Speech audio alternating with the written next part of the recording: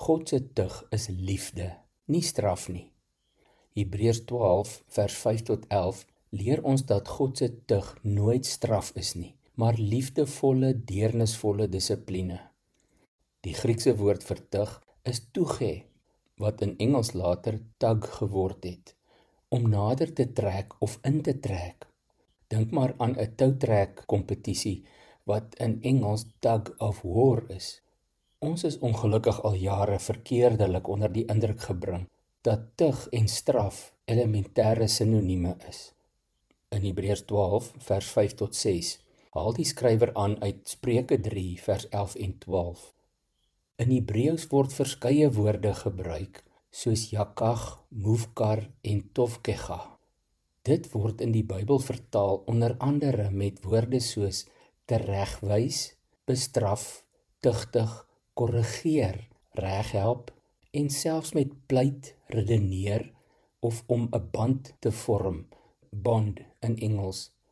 Die meeste moderne vertalings in Afrikaans en Engels sal eerder 'n woord soos dissiplineer verkies wat baie akkuraat is. Hoor maar byvoorbeeld die 2005 New Century vertaling se weergawe van Spreuke 3 vers 11 en 12. My child, do not reject the Lord's discipline, and don't get angry when he corrects you. The Lord corrects those he loves, just as parents correct the child they delight in. Beide die Hebreëse en Griekse woorde vir tug het 'n positiewe konnotasie en nie die negatiewe klank van straf nie. Wanneer Jesus hierdie onderwerp aanroer, gebruik hy die metafoor van die wingerdboer in Johannes 15. Die beeld van die boer wat snoei om korreksie of dissipline te illustreer. Snoei is seer, ja, maar dit lei tot meer vrug. God trek ons nader. Hy vorm ons karakter sodat ons meer vrug kan dra.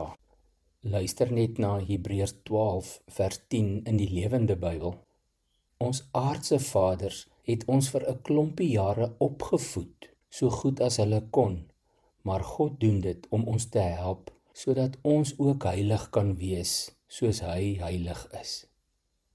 Wanneer ons swaar kry, of terwyl God se snoeiskerp beleef, dink ons maklik hy het ons dalk verlaat. Ek wil dit nie eers hier waag om dit te sê nie, maar baie mense dink dan dat God hulle straf. Maar die skrywer van die Hebreërs wys juis die teenoorgestelde. Swaar kry is 'n teken dat God jou as sy kind ernstig opneem. Net soos 'n goeie ouer sy kind sal opvoed en vorm, so lei God jou op die pad van geloof. Dit is soos Jesus self gesê het, ek is die wingerdstok, julle die lote. Sonder my kan julle niks doen nie. Johannes 15 vers 5. Snoei bring tydelik pyn, maar dit hou verband met blydskap en oorvloed. 'n Lewe sonder om reggehelp te word sou dalk gemakliker voel, maar dit sou ook leeg en vrugloos wees. Daar kan dan geen vorming plaasvind nie, geen kans op groter produktiwiteit in terme van vrug dra nie, geen kans op meer heiligheid soos God verwag nie. Hierdie perspektief verander my ingesteldheid.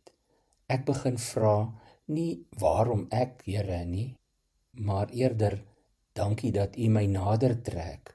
Wat leer U my nou? Dink terug aan 'n moeilike tyd in jou lewe. Kan jy vandag sien watter vrug God daardeur laat groei het? Dank hom daarvoor. Bid ook vir wysheid om jou huidige beproewings deur hierdie lens te sien. Kom ons bid saam. Here, dit klink nie logies nie, maar ons wil vir U dankie sê dat U ons dissiplineer. Dankie dat U ons nader trek en dat U ons snoei.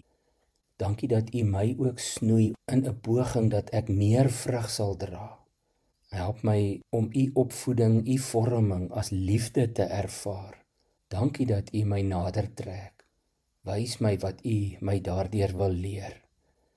Ek bid dit in Jesus se naam. Amen.